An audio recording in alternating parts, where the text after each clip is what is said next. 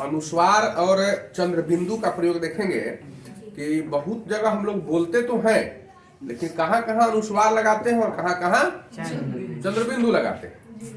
नाम लिखते हैं ना, तो अनुस्वार लगाने पर क्या उच्चारण हो जाता है, चंद्र बिंदु लगाने पर क्या उच्चारण होता है।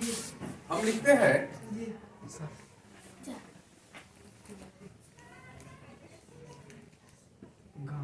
इसको क्या पढ़ते हैं, गांव। गांव इसको क्या पढ़ते हैं, अच्छा। गांव कुछ लोग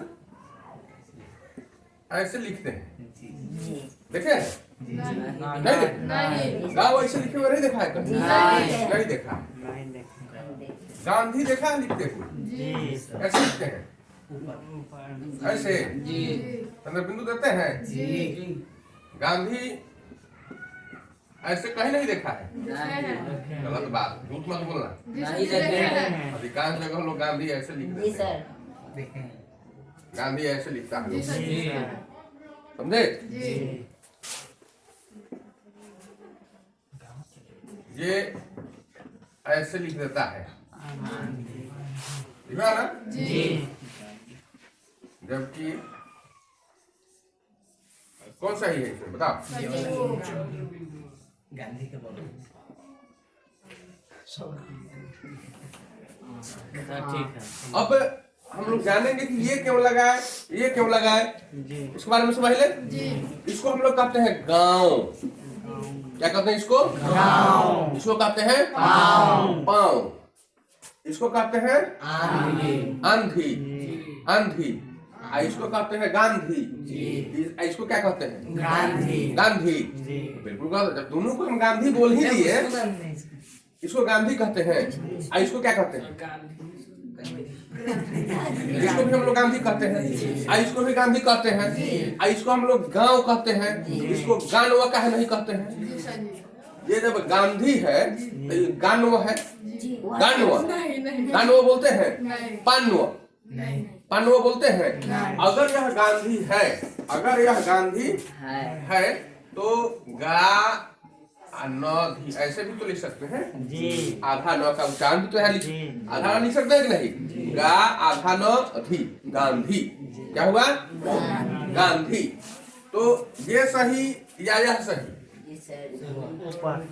और अगर हम ऐसे लगा दें तब कौन सही इस परिस्थिति में? तो ऊपरे वाला का मतलब यहाँ चंद्र बिंदु का मतलब यहाँ नौ हो रहा है। गा तो गा है, धी तो धी है, और चंद्र बिंदु का मतलब आधा नौ हुआ। आपके यही कहने का मतलब है कि चंद्र बिंदु का मतलब आधा नौ होता है। चंद्र बिंदु का मतलब आधा नौ, यही ना कहना है आप लोगों का? चलिए ठीक है, तो हम लिखते हैं क्या है? तो इसको हम लोग लिख सकते हैं, लिख सकते हैं।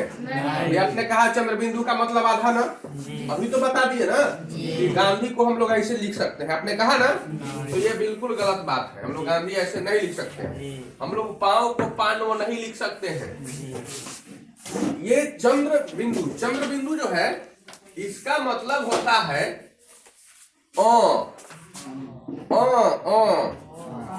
नौ नहीं, और आकार दे देंगे नौ नहीं, जैसे यहाँ है गौ है, गौ में आकार है, तो गा पर चंद्र बिंदु है तो इसका आकार है ना, तो उच्चारण हो जाएगा, यानी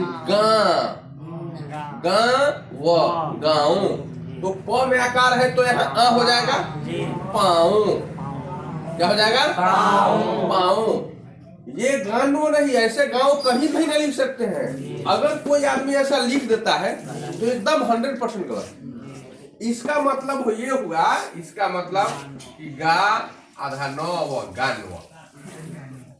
इसको हम लोग पढ़ते हैं गानवा, गांव नहीं पढ़ सकते हैं इसको, गानवा। अगर ऐसा कोई लिख देता है इसको गांव पढ़ता है तो 100% गलत। यही व्याकरण है, क्या लिखते हैं क्या पढ़ते हैं, ये बताता है आपको।